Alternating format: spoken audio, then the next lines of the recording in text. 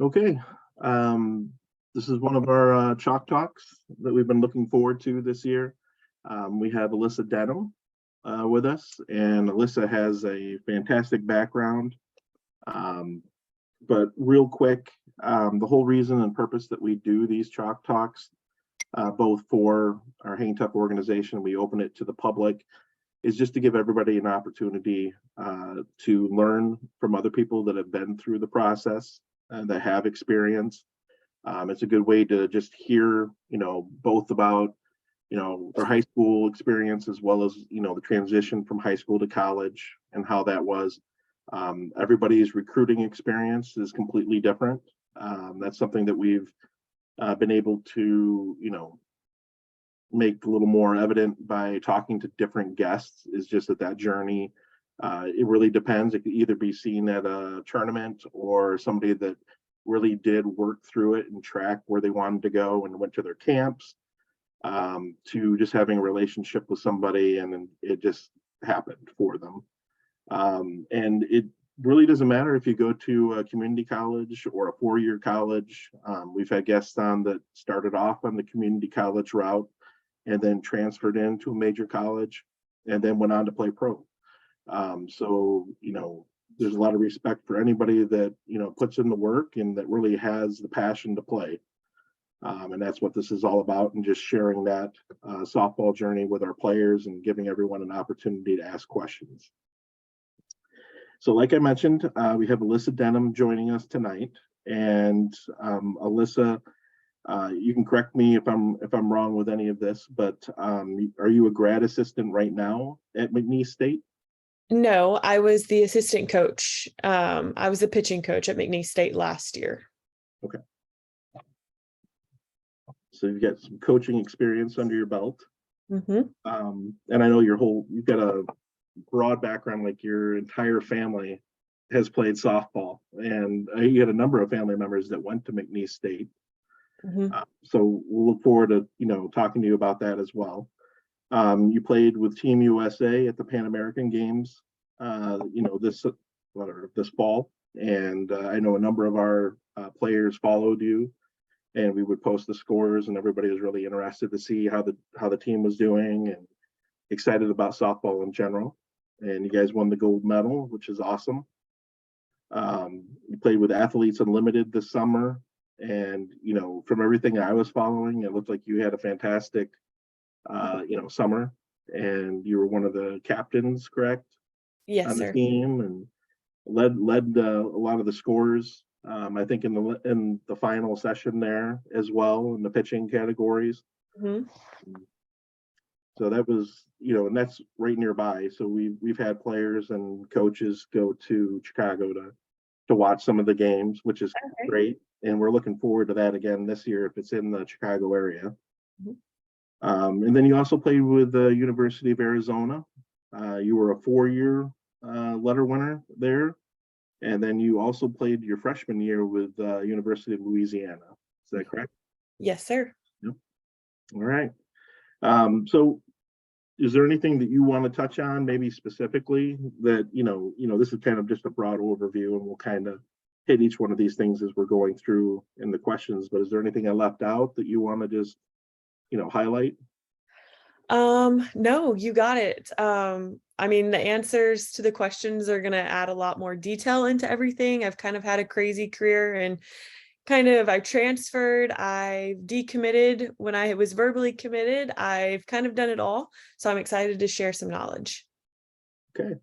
Yep. Yeah, we would love to hear about it. So when did you start playing softball? I started playing softball when I was 7 years old. As you mentioned, I have 3 older sisters, and they all played college softball. So it was kind of hard for mom and dad to get me to games. And so I did a lot of pitching lessons before I even started actually playing, because my sisters were always going to lessons. So I would jump in on the side and just get my mom to catch me. And I fell in love with the game literally probably when I was like 4 or 5 years old. Do you have an opportunity to play with your sisters on any of their teams growing up? No, I am the youngest by a lot. My sister is 42, I believe, then 38 and 33, and I'm 24. So I am the baby, but it's been amazing to have them a lot older than me because they were such good mentors to follow and such good role models. Yeah. And they're also, just from everything I've seen, they're also your biggest fans. They are. So, They say that they get to live through me and like my experiences. So it's super cool of how they kind of painted the way for me to have the opportunities that I do. And then I have 8 nieces and nephews. And so I get to kind of be their role model and paint the way for them. that's awesome. So who would you say was your biggest, person that had the biggest impact on you playing softball or inspired you to play? Um, Definitely my sisters, but then again, my mom and dad. Um, we have a backstop in our backyard. Just that's what happens when your parents have 4 girls and they all fall in love with the same game. And so, I mean, my mom and dad they couldn't really catch me when I got older, but they would sit on the other side of the fence and give me a target. So I would really throw into the fence. And so it's just really cool to have 3 sisters that have kind of been there and done that because not a lot of people get to have that. And it's just, I still like when I'm upset or when I'm happy, they're the first ones I call. Specifically, my sister Jessica, the one that you've been in contact with. I currently live with her. And so she is my role model in like everyday life, but especially softball because she was my first pitching coach also. And so it's just kind of cool. Like I come home and I'm like, Jessica, I need your help. Like I'm feeling off. Like get me back to how I was when I was 10. Like just get me back to those basic mechanics. And so having that resource and her always being so willing to help, it's really awesome. Yeah, that's great. Then you can, just touch base with her, and that's even the girls that have gone on to college with us. They do that. They come back with the person that they had their hitting lessons with or their pitching lessons with because they can tweak them and just get them set, reset basically. Yes, exactly. So it's one thing to say that all of your sisters played softball and the love of the game, but how many of your sisters went on to play in college? All 3. So all 3 of them actually played at McNeese State. I was the only one that didn't. And so I, mixed it up in high school. They all 3 went to Alvin High School, and then I transferred and went to Pearland High School. So the joke was that I always had to do something different. Yeah, and it paid off for sure. And it's really cool that you went back and you were a grad assistant there at McNeese State, helping a pitching coach there. Yes. So, and how close is that to home for you, McNeese State? It's about 2.5 hours, so not too far. Yeah, that's great. Yep, it's kind of like home away from home. Exactly. I felt But like I already knew the city and everything just because I've been there my whole life. yeah. So moving on, going on to high school, can you share a little bit about what your experience was playing in high school? We talk about accomplishments, both individual and team, but it's important for our girls to understand that you're not always going to be on a great team in high school. And some people do have that experience, but it's important to play in high school. At least that's what we kind of, we reach out and tell our kids, playing with your school classmates is important. We want you to stay involved with your program, play in the junior school programs coming up. We're not one of those travel programs that tells them that they have to only play travel ball and you can't play with your school. And I know that that's something that's new that's out there. It seems like these coaches are continuing to push the kids not only to not to play with their school programs, but also not to play other sports. And it's quite the contrary. Anytime you talk to a college coach, they want multi-sport athletes. They don't want these kids to be burned out or have those chronic injuries. And it's one thing to work out year round, and it's another thing to, that's just solo. That's the only thing that you're doing. But if you can kind of share your experience, and I mean, I think that would be a good thing for the girls. Yes, so I went to Pearland High School. My graduating class was, I think, around 1,000. So we're a 6A school here in Texas, and that's the largest level of high school that you can be at. And I had a pretty interesting start to my high school. So I mentioned earlier that I had transferred to Pearland. So my parents lived in Alvin, but Pearland has an open enrollment. And so in 7th grade, I got bullied. And so they put me in Pearland. And so when I got to high school, Alvin argued that I should be ineligible because I wasn't a resident of Pearland. And so I actually played on JV of all sports. So I played volleyball, basketball, and softball in high school. And so that was a really good learning experience for me. Just because we had some really great athletes at our school on our softball team, like Kristen Kuyos, she played at A&M. Samantha Shao, she played at Oklahoma State. So it's just like I kind of got to be on JV and learn from those girls. Granted, I was really upset that I had to be on JV because of the circumstances, because I really had made varsity in all 3 sports. And it's kind of heartbreaking getting taken off of varsity. And but it was actually a blessing in disguise. I threw every single game on JV. And so I got the playing time that I needed. I got the experience at the level, and I got to actually, it was required for us to sit and watch varsity. And so it was really awesome for me to get to sit in the stands my first year and kind of learn as I wasn't being thrown in there. And then high school was rough for me. I'm 6'1". I am super shy. I don't really like get out of my comfort zone much. I stay to myself. And so kind of opens up to a little bit of bullying and all of that. But I kind of used sports as my escape. And I ended up getting a lot of people's respect by sports. Like I never had dates to the dances.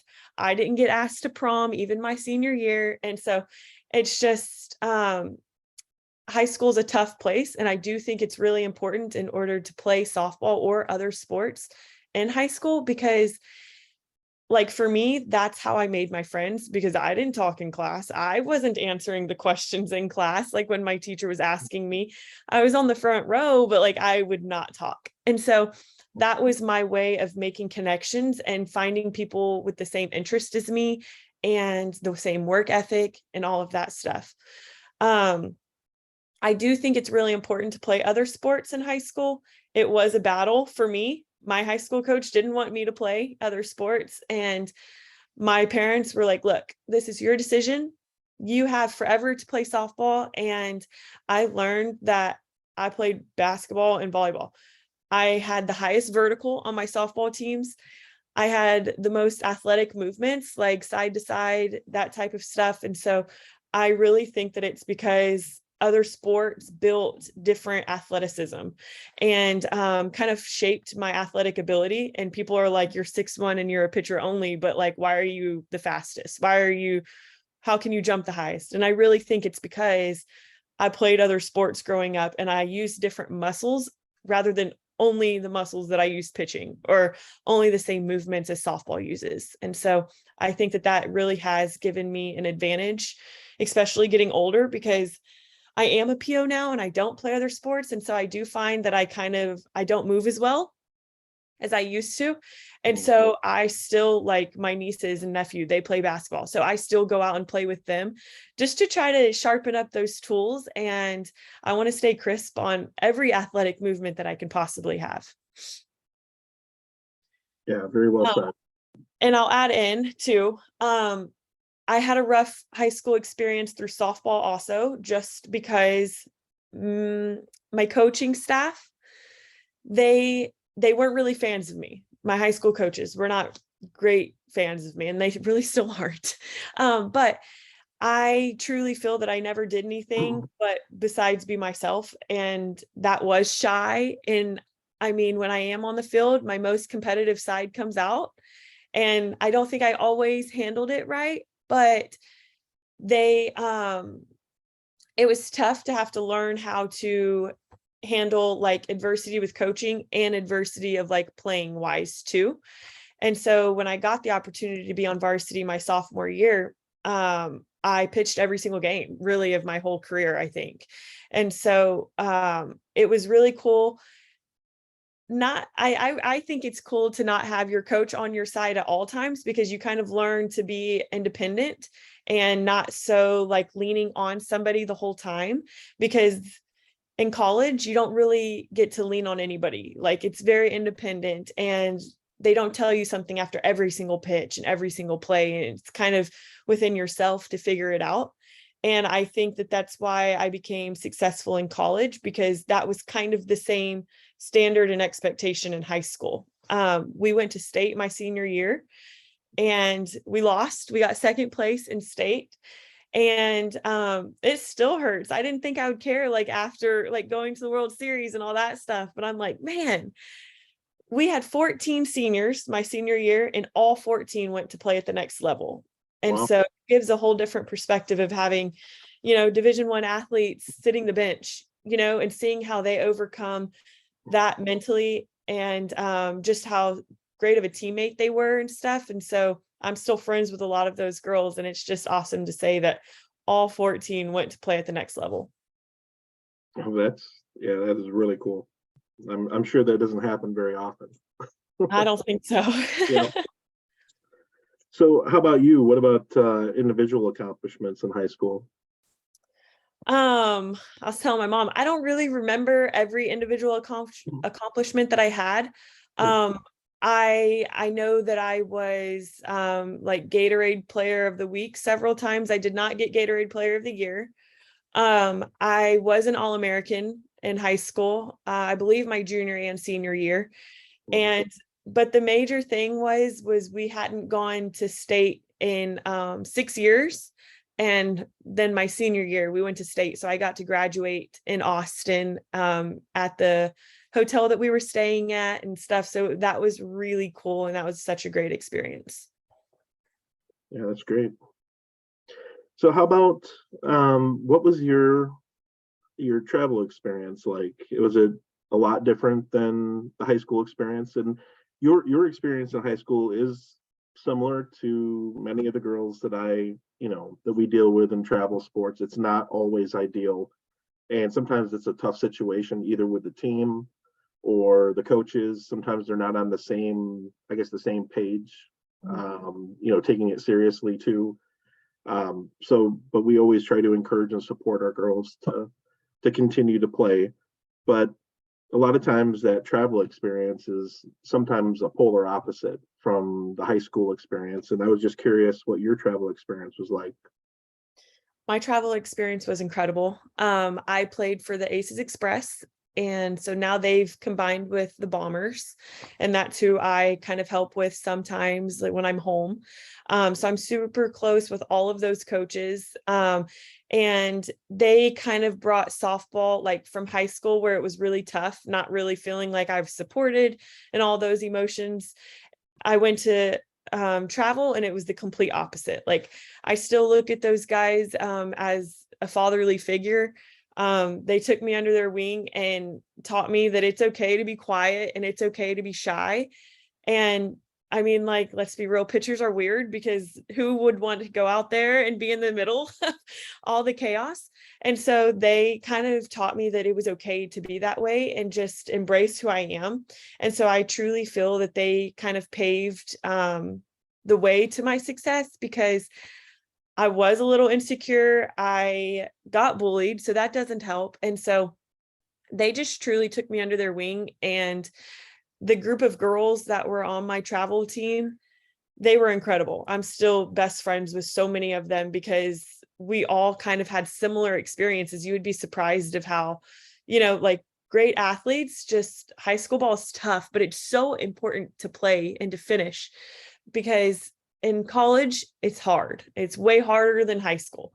And it kind of teaches you to stick it out in the grind every single day. Rather than travel ball, you practice twice a week and you play on the weekends. Like, I would say college is so similar to high school in the aspect of you practice every single day and you're sore and you're tired and you might not want to go to practice, but you have to. And so I think that the travel ball experience was like a breath of fresh air. And it was just so much fun getting to travel around. And We were good. We were a small little team, not a major organization, and it was just so much fun to compete. How about camps and clinics? How did you, leading up to college, how did you kind of determine first that you wanted to play in college, and then, what school, to pick from out of the group, if it was somebody seeing you in travel ball, or, a lot of times, at least here in Michigan, not a lot of college coaches go to the high school games anymore. Sometimes they go to the state finals, some of those qualifying games at the end. But there's not a lot of recruiting because, of the overlap sometimes with the sports at the same time. But really it's during travel season that most of the college coaches are seen and the players kind of communicate with them.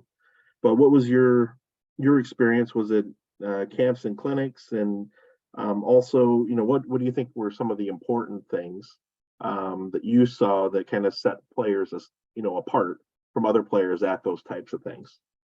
Yes. So I feel that the recruiting process was a little bit different when I was getting recruited. But camps and clinics, I feel like were just starting to be a thing. I do know that for some reason, my dream school was LSU. I was set on LSU. I wanted to go there so bad. They came out on the weekends and travel ball to watch me. And I went to their camp, and I really think that was the only camp that I went to, because they used to be, I don't know if they still are over there, but they were like $1,000 for a camp. And there was like 500 kids there. So it wasn't even really like really get to have one-on-one time with them. But I got the camp MVP award. And I was like, oh my God, I'm going to get to go to LSU. Like, they finally saw me, and recruiting comes around, and I never even got a look from LSU. So I really think that going to camps are really important, because creating those relationships now, especially when I was on the coaching end at McNeese, I also was the main recruiter for them. And no, they don't get to go out to many high school games, because typically high school games are during practice hours. That's how it was with us. And so unless I left practice to go recruit a kid, but now it's just so common for a kid to come to camp and for them to email us all the time. And that kind of gets us on them on our radar. And then when they come to camp, we already know that kid. And so we know exactly who to look for. Like, oh, she's been emailing us, so I'm going to make sure I at least give her a fair shot and I look at her, because she's putting in the effort. So it's up to me to put the effort in now. That's kind of how our coaching staff thought at McNeese. And I know that that's how other ones do too. And so I think that emailing was super important when I was getting recruited, and I did that. My mom helped me. And I think that it's super important now, even more important. And I want to throw in that the email doesn't have to be this like formal, like very set email that I thought it had to be. Like, the ones that catch my eye when I'm going through my emails, because we get hundreds a day, are the ones that show their personalities. And you're like, oh, she's pretty funny. Like, I like her attitude. She loves softball and she works hard. You can tell. And like, she sends a video, and I'm like, cool, I'm going to check her out. So now I watch her video and she caught my eye, versus somebody that like keeps it super formal. I'm like, oh gosh, like, okay, sends her stats. That's cool and stuff, but like the videos and the personalities, so that you can already make that connection and then you go to the camp, I think it's like super important. Yeah, making it a little more personable rather than just whatever you want to call it, like a canned email that you Like send a generic, like fill in the blank, every coach is the same type thing. That's what I used to do when I was getting recruited. And now, like, I was getting super funny emails that maybe had like a joke in them to catch your eye, or like using emojis like in the subject line. So I thought that was really creative, and I really appreciated that. Yeah, very cool. So how did you end up at Arizona? Or how did you end up with Louisiana, University of Louisiana? So I believe it was my sophomore year. I committed to University of Texas at Arlington. I actually had 0 full ride scholarships when I was getting recruited, and UTA came along and offered me a full ride. And so I was like, boom, I'm on it, because back then there was no recruiting regulations and people were committing in the 8th grade. And I was actually one of the last ones to commit as a sophomore on my travel team. So I felt the pressure and I went ahead and committed. Well, then as my high school season goes along, and I'm 6'1", so I'm still growing in my body, I'm still changing. I was like a little giraffe, like I would be walking and I would fall. And so eventually that kind of fades away. And come my senior year, I was like, you know what? I have this crazy idea, but I think I'm going to decommit and open my recruiting back up. And my high school coach was like, I don't think that's a good idea. And my travel ball coach was like, yes, absolutely. Like, let's do it. And so I did it. And University of Lafayette, they made a joke that they weren't going to let another Denham girl slip between their fingers. And so they came out to my high school games. They came out to my travel ball games. But what was crazy is I never even knew they were there.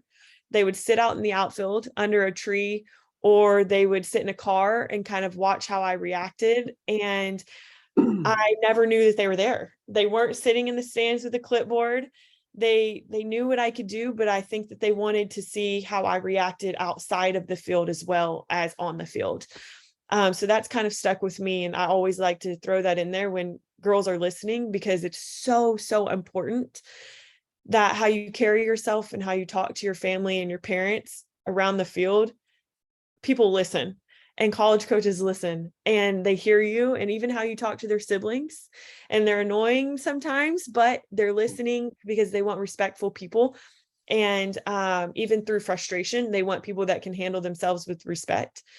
So I decommit. The next day, I went on a visit to UL and I committed. And what was crazy is that they were in the same conference and my UTA coach was not happy with me. But I went to UL and it was truly the best experience of my whole career, honestly. I was there for a year and a half and I transferred in November of my sophomore year because my coaching staff had gotten fired. They got fired after being there for 18 years. And it was like a physical and verbal abuse thing, which I did not agree with. And that's why I transferred. There was 3 of us main girls that transferred, me, Aaliyah, and DJ Sanders. So I didn't really know what to do. I really had 3 weeks to find a school that I wanted to go to. And I don't know if y'all know who this is, but Krista Williams, I reached out to her and she knew Coach Kendrea, and she was like, hey, I heard the Arizona needs a pitcher bad. Like they need a pitcher. You should check it out. And I'm like, okay, I don't even know where to start, because UL had put all these restrictions on me. I couldn't go anybody in state. I couldn't go anybody an upcoming schedule, and nobody in like the next year's schedule, something crazy like that.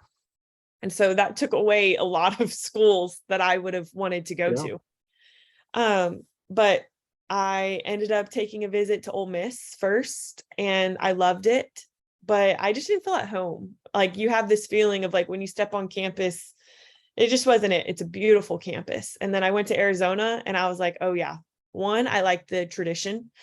I walked on the field and I could like feel the presence of like all the amazing players that have stepped on that field. And just Coach Kendrea is incredible. He is like still my favorite person. We still talk regularly, and seriously, going to Arizona was the best decision. And I was so nervous about it. And then I went out there and it ended up being the best experience. So the funny thing is that at the NFCA national conference this year in Texas, I don't know, did you go to that in San Antonio? No, I went last year. I did not go this year. Well, the keynote speaker was Mike Kendrea, and he talked about you during his talk. Really? Yep. And it was all good things, obviously. And he really kind of emphasized how the game of softball has changed over the years. And not only that, but how, basically our culture, our society has changed, with how you have to interact with players.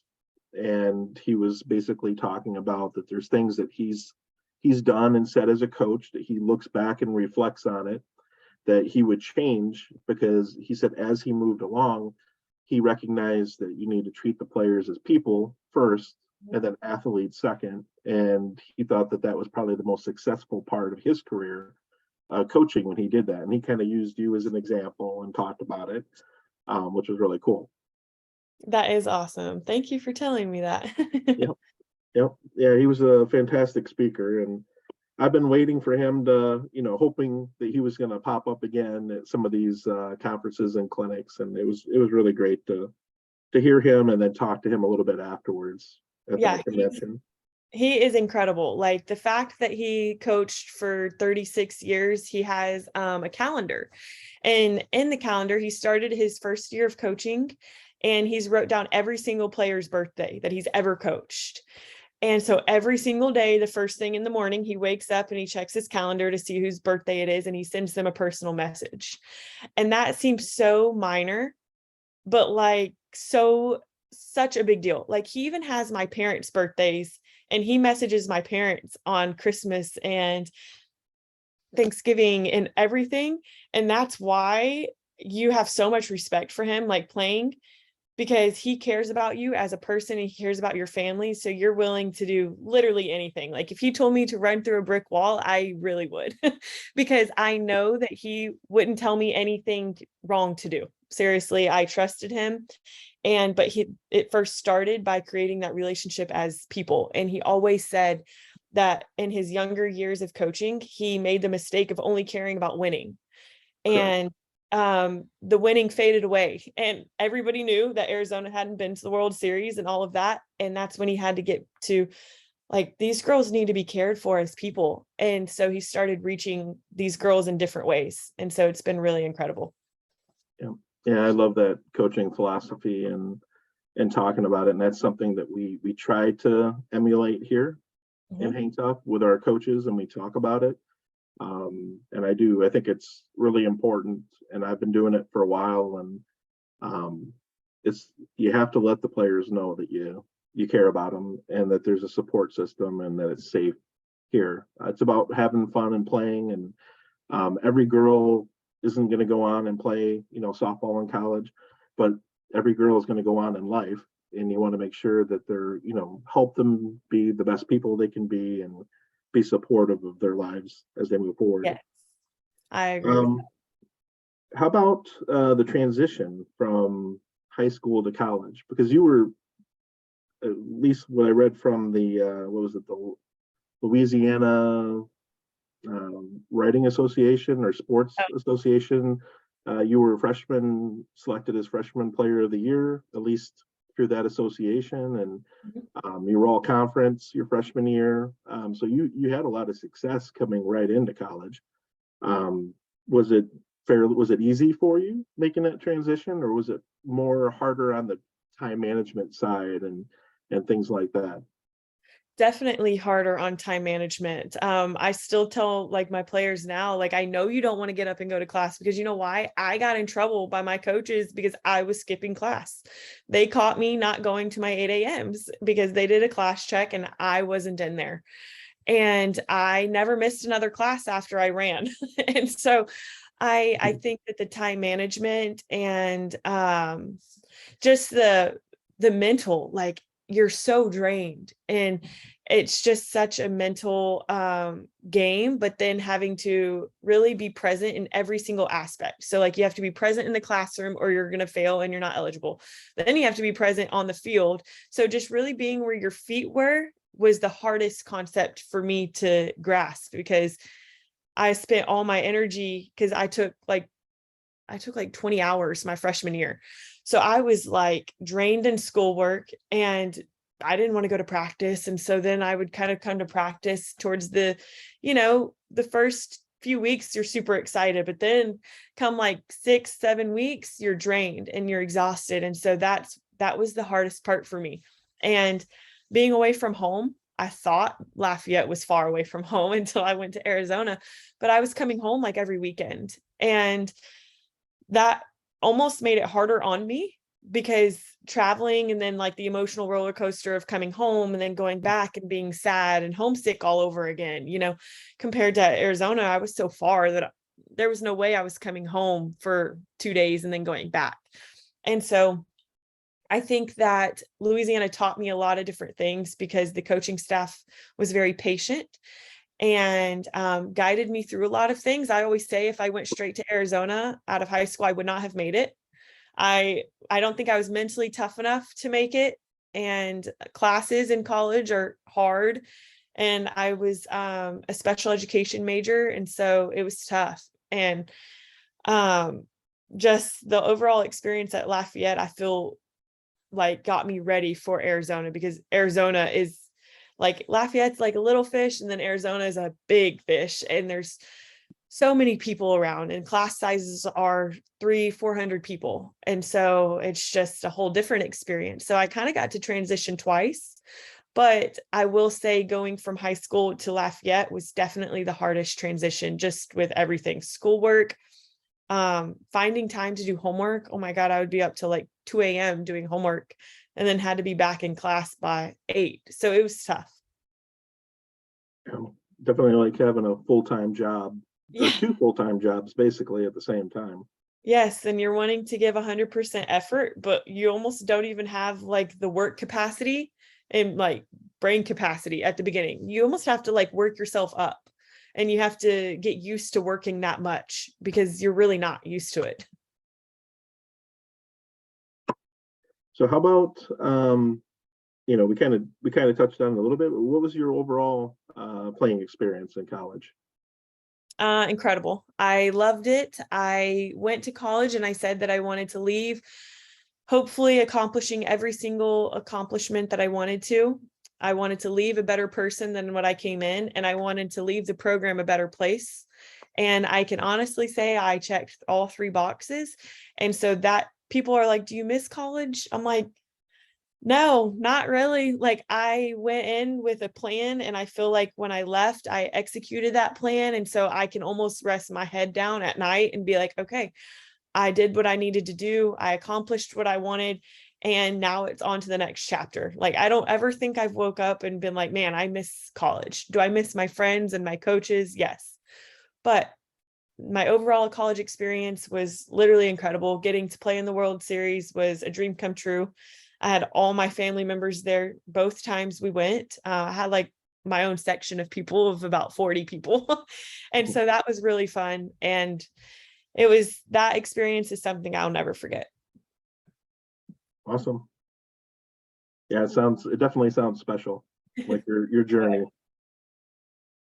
So then you finished college, and so then did somebody from Athletes Unlimited, do they reach out to you at the end of your college season, or did you reach out to them about playing? Well, my pitching coach always asked me. So my pitching coach was Taryn Mowat, and she played professional. And she kept asking me, Denham, do you want to play pro? And I'm like, no. I was like, I don't want to play pro. I don't want to. I'm done. Like, I've put my time in. And she was like, I think that you're going to miss an opportunity. And I was like, nope, not doing it. Deep down, I didn't want to get rejected. I didn't want to enter the draft and not get to be drafted. And I knew that they were only drafting a small amount of people. It was only 12 people. And I was like, there is just no way out of all of these seniors in the whole country that I would be one of those 12. So I went to my comfort place and I was like, nope, I'm not entering for the draft. Well, my pitching coach went behind my back and entered me in the draft. And I kept getting like kind of different rumors like, hey, we need your favorite photos. And I'm like, for what? And they're like, you'll find out later. And I'm like, okay. And then they did like custom sizings on only me and Jessie Harper and the other girl that got drafted. And I'm like, this is weird, And so everybody asked, do we want to have a big draft party? Because several of y'all have entered. And I was like, no, not really. I didn't enter, so I'm not really interested. Well, so I sat in my bed in college and I watched the draft, and I knew something weird was going on just because my pitching coach was like, Alyssa, you're going to want to watch the draft. You're going to, like, you need to watch. And I was like, okay, fine, whatever. Like, I'm sassy. And I was like, fine. And so I sat there and pick number 11 comes, and I'm like, oh my God, see, like, this is why I didn't want to do this, because of the letdown, And so sure enough, number 11 comes and my name was called. And I will never forget. I like shut my laptop right then.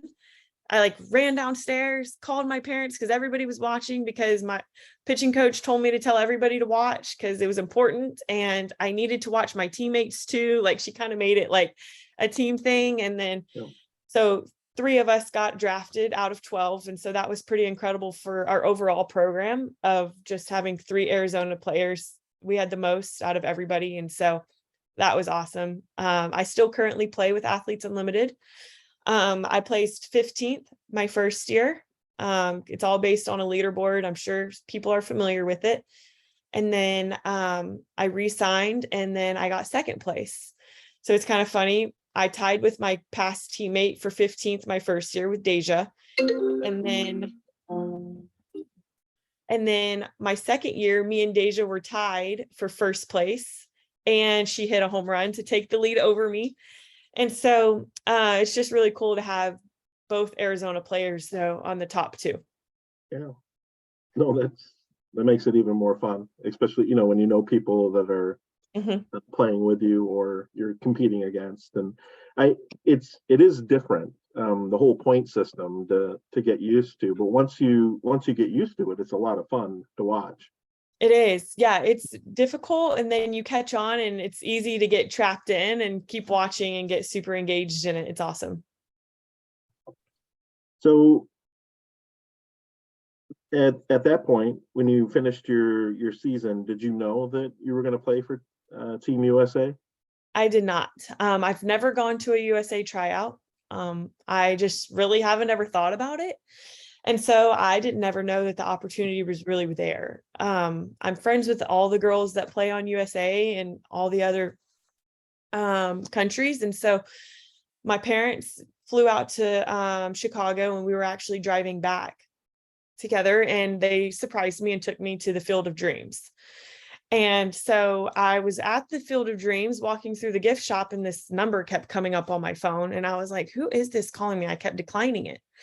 So we get in the car, and it's like, hey, Alyssa, this is Chris calling from Team USA. And I was like, we have to go. Like, I need to make this phone call right now. We got to go. And so it still gives me chills thinking about, like, I was literally at the Field of Dreams when my dream came true of playing on USA.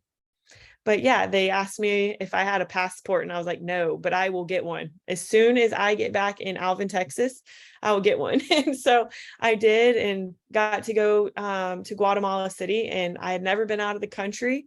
And that was quite an experience. It was great. And I'm not sure if I'm going to keep playing with USA. I believe I am, but I was the only player on the team that had never been to a USA tryout. So I believe I'm going to go to a tryout and make it kind of formal and actually try out for my spot and stuff, just because if I do decide I want to try to play in the Olympics one day, that won't be holding me back. And I don't know if you know this, I leave in 19 days and I head to Tokyo, Japan. And I will be playing in Japan for 6 months with a Japanese professional league. And I'm super excited, really nervous. It's going to be a different experience than anything that I've ever had, but I'm really excited. Well, that sounds like a lot of fun and a great experience. Yes. But, looking forward to hearing about it. I know it was a lot of fun to watch, not only to watch you guys play, but I'm friends with Morgan Zirkle also, and she was a guest on last year. Ran into her at the national convention as well, and just seeing you guys' posts and the food and just the things that you guys were doing outside of the just playing softball, and it looked like it was a lot of fun, a good experience, and the team played extremely well across the board. I was thinking that Canada would give you guys a little bit more of a run for your money, but they really, it was pretty much lopsided. The US played really well all the way throughout the series. Yeah, pretty crazy that we had literally 1 2-hour practice together the day before we started playing. And we showed up on the first day of competition, and there was a different field to warm up on than the game field. And we show up and the fences are like 150 feet. And we're like, this isn't going to work. We can't even hit BP on this, like we're going to lose every ball on the street because these girls, they hit absolute bombs. And so we ended up just doing show and goes every single day. We showed up about an hour before the game. We would kind of stretch right on the field, like when we got that 30 minutes to get warm, and that's all we did. And so it's just kind of crazy that that was the experience that I had, but it also gives you another like different view of how blessed we are, because some of those team like countries, they didn't even want to play us. They were like, please no. Like, I mean, Costa Rica, it was the saddest thing. We beat them like, I don't know, like it seemed like 30-0, and half of their team was retiring. So that was the last game that they would play. And they were crying, and it was just such a cool feeling of being able, we decided that we were going to give them USA gear, because the USA is viewed completely different. Like we kind of take it for granted, I feel like, but it was crazy having other countries that are Olympians come up and ask for pictures and all of that stuff with us. Like we had to have police escort everywhere. And the police had AR-15s on them. It was insane. And it just gave a whole nother view of how people think of USA. And I truly feel like it's given me a greater like understanding of how blessed we are. And just that, I mean, seeing them light up when I give them a visor and I sign it and I give it to a fan in the stands and they like cried. And it's just crazy. It really was. Yeah, very cool. So how about, I think you kind of touched on it a little bit, but you're, going to Tokyo, you're going to play in, you said it's the Japan, it's like a professional league there. How about, your future plans, not only with just softball, but, your career beyond? I think you went for special education. Is I that did. what you were majoring in? And I had read something that you thought that you basically that you want to be a teacher and that you were built to be a teacher and a coach. Can you kind of tell us a little bit about that? Yes, I thought I wanted to be a teacher and then I substituted. No, I'm just kidding. I did substitute, and those kids are mean. They're mean. And so I was like, I don't know, What maybe age group did you have? I did high school and they were Oh, terrible. And so I was like, maybe teaching's not for me, or not the substitute role. But I can't really start that journey until I close softball, just because all the trainings and stuff are over the summer. I did coach at McNeese, and that's something that I fell in love with, was only coaching. So I kind of haven't decided if I want to do college route, which I might, and I'm highly considering. But I'm also kind of considering not completely getting out of softball, but I might possibly go to dental school and become like a dental hygienist, and do like travel ball on the side, because I still want to make an impact on other people's, careers and help them. But I don't know. I haven't fully decided, because I haven't really figured out what I'm good at and what I'm interested in. Softball has kind of been my life. And so I'm really excited. I'm 24, I'm about to turn 25. And so I'm going to find other things that I'm good at. And I'm kind of excited for that. yeah, exciting times for sure. Okay, so this is basically the time that we kind of turn it over for everybody else to, ask questions. And again, you guys can, send it in the chat down below, or you guys can just speak up, just unmute your microphones, and you guys can go ahead and, ask questions. Go ahead. What do we got? Ricky, you have a question? I do. First of all, thank you so much, Alyssa, for taking the time out to speak to our girls.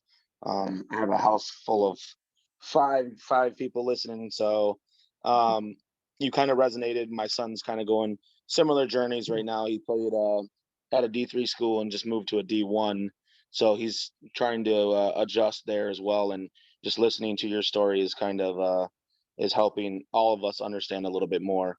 But thank you so much for taking the time. I always ask similar questions. Our high school season's about to start. what kind of advice would you give yourself at the high school level that now you know and you wish you would have known going through your high school experience? I wish that I would have been a leader on and off the field.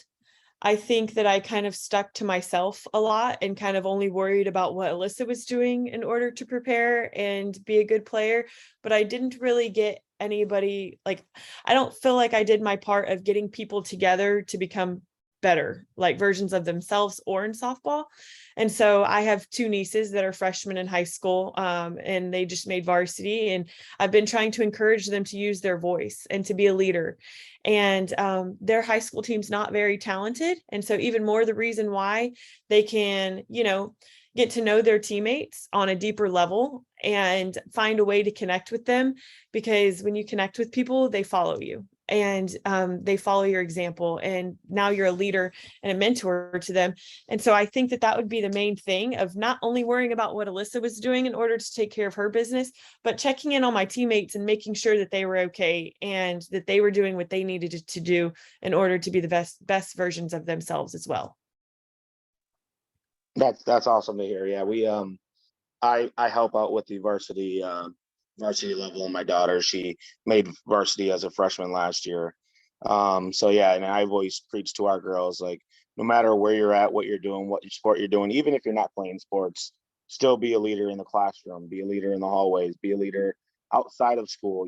That's when, and Scott preaches this quite a bit, is, text your girls, tell them how amazing they're doing, and you're watching them. And we're always high on grades and making sure if somebody's slacking, hey, you have other teammates that can help you or mentor you, and coaches. So, we always use that approach. And, especially during finals, they just went through finals, and, we text everybody, hey, good luck on your finals. Let us know if there's anything you need. And just so they have an outlet, other than their parents, other than, counselors. So, and we're always here to back them in everything they do. So thank you again. That's awesome. And No best problem. of luck in Tokyo. Thank you. Any other questions out there?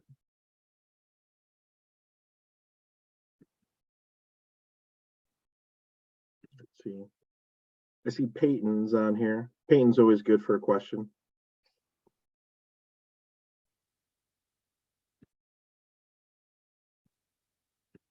She's going to be committing here very soon to a community college here in Michigan. So it's exciting. She's one of our 18U players. That's super exciting. Congratulations. Chelsea Kovich? I do. Yeah. I was messaging with her actually today, and I shared with her that you were going to be on with us, and she said that you're even a better person than a player. So thank you.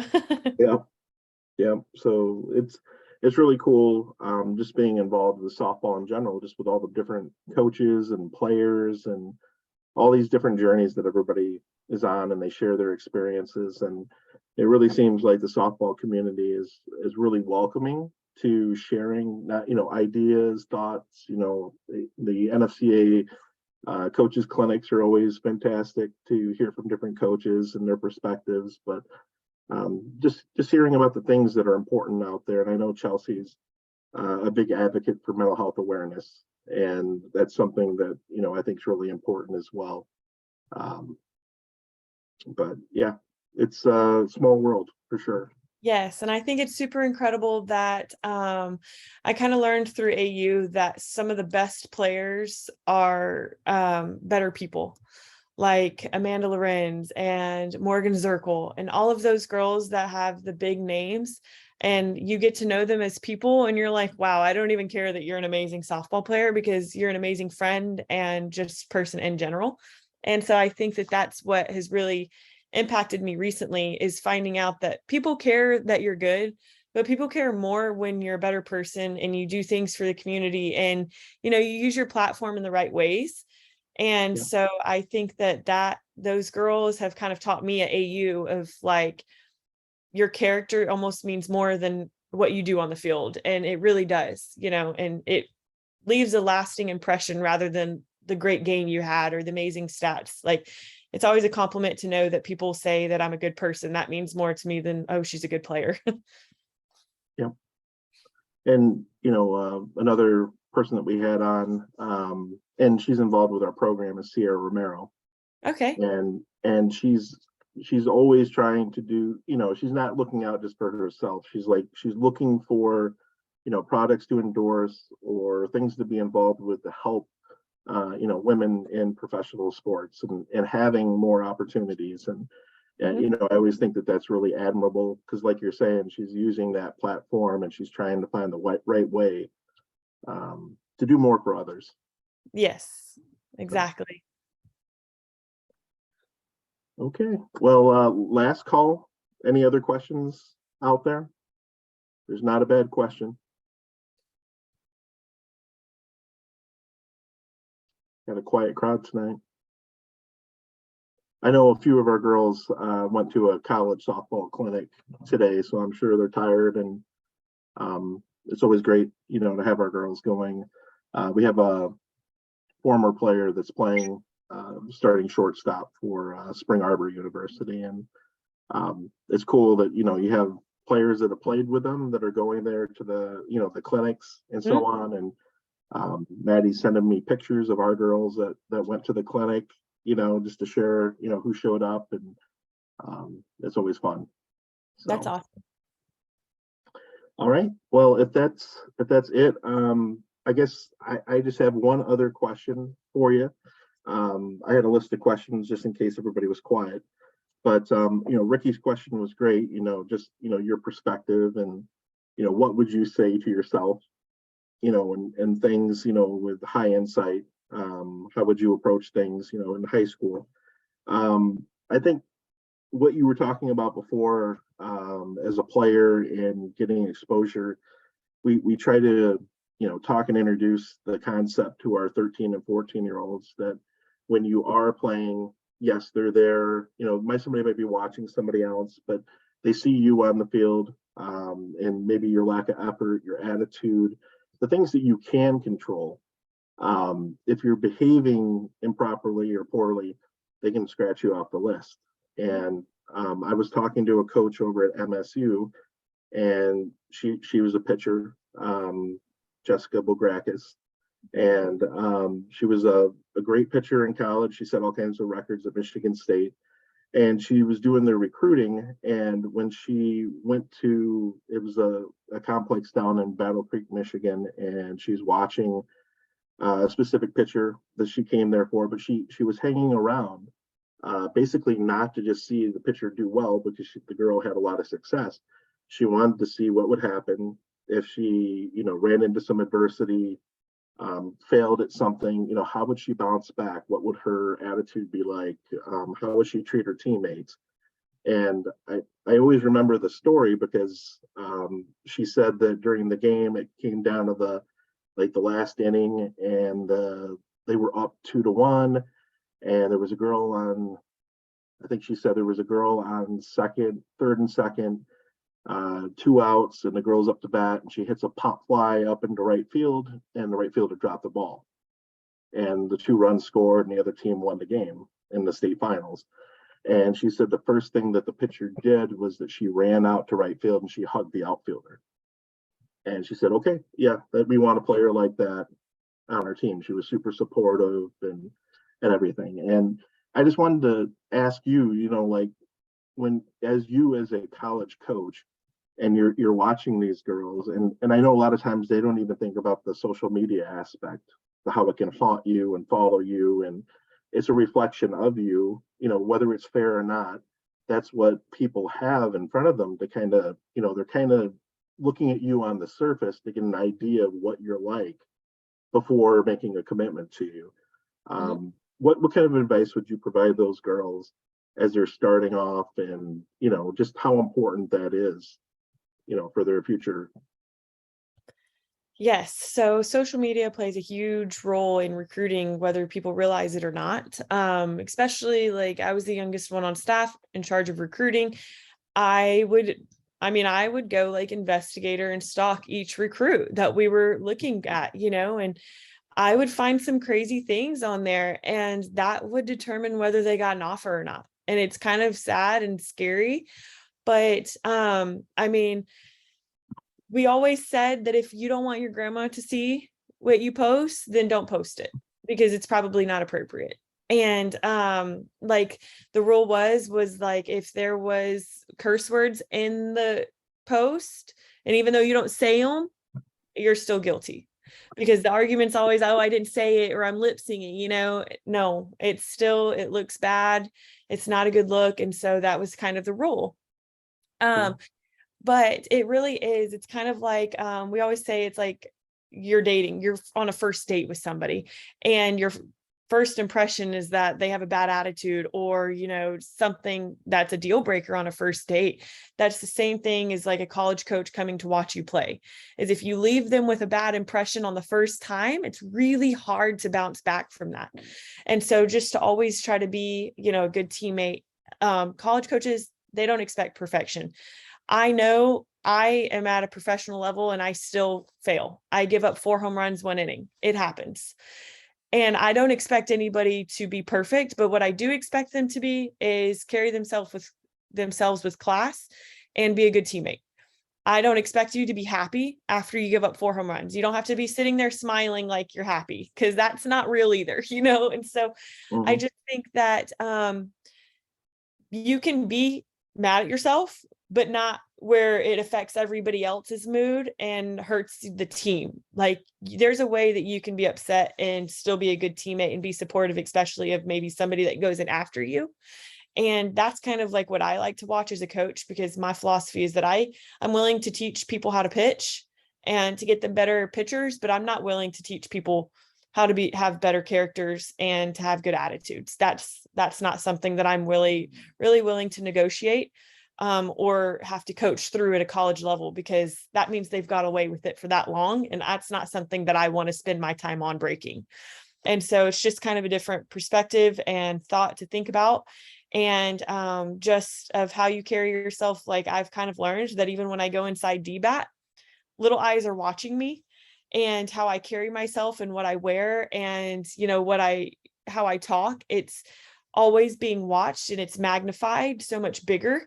And so it kind of makes you look at things so much more microscopic. And like, I notice stuff super quickly that maybe people wouldn't, because I know that I make sure not to do that. And so I strongly recommend staying on social media. And I know it's hard as parents to stay on that and monitor it, but it's so important, just because, like teaching them, but then also the reputation that it could be giving their future also. Yeah, absolutely. I agree 100%.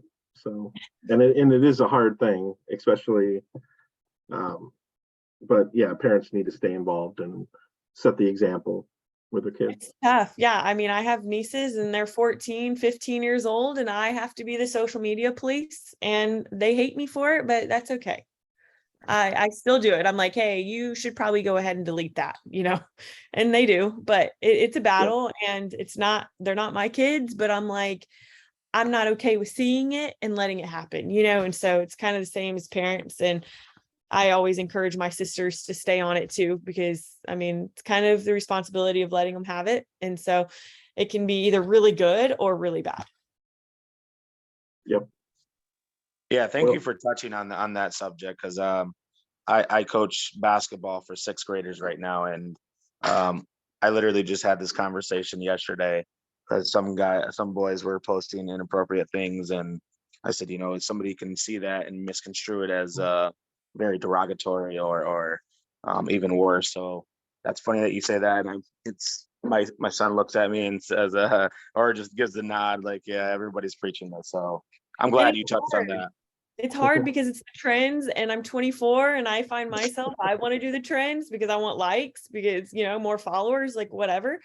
But ours were, yes. And we always say, like, modest is hottest. And so there was like no bikini stuff, no curse words, like that's just the expectation. And then when I followed those rules, that was our rules in college for Coach Kendrea. And so when I followed those rules, I like make my nieces. So I'm like, sorry about you, but like, go ahead and delete that. And so now it's just funny that I find myself so strict on social media because I realized how big of a deal it is and how bad it does look, because I didn't realize it when it seems like everybody does it.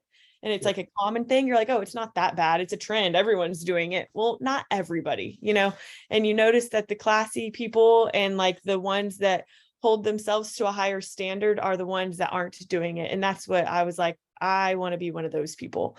And so that's what I've tried to hold myself to, and also my nieces. Yeah, no, that's great to set the example and to actually live by it. And it's hard at times because you want to enjoy those trends or do something, but so again, some of those things may not be appropriate. And I'm trying to teach them at a younger age to have respect for themselves and two, other people. So I always preach to them, I'm not going to coach heart. I don't coach character. I said that's something that you guys have to bring to the table. So Exactly. and those are the two things that I live by. And and I also tell them, hey, get comfortable being uncomfortable.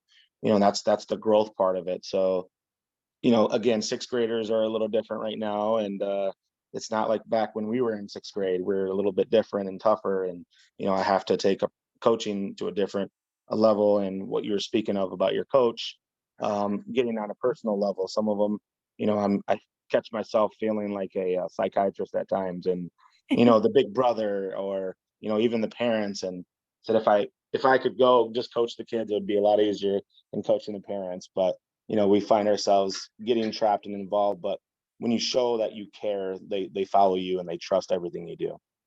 Yes, they always said that coaching was actually only like 10% of actually getting to coach. The other 90% was being the therapist, being the mom, the dad, the listener, and so it really is true. Yep. Oh, you've been awesome. Thank you so much. Thank you. Yeah, thank you, Alyssa, for coming on tonight and spending time with us. We really appreciate it. And any of the girls that weren't on tonight, we'll make sure that they know it's on our YouTube channel, and it's great resource for them. So we really appreciate it. Absolutely. Let me know if y'all ever need anything else. Okay, we'll do. Thank y'all. Yeah. Bye-bye. Well, have a good night. You too.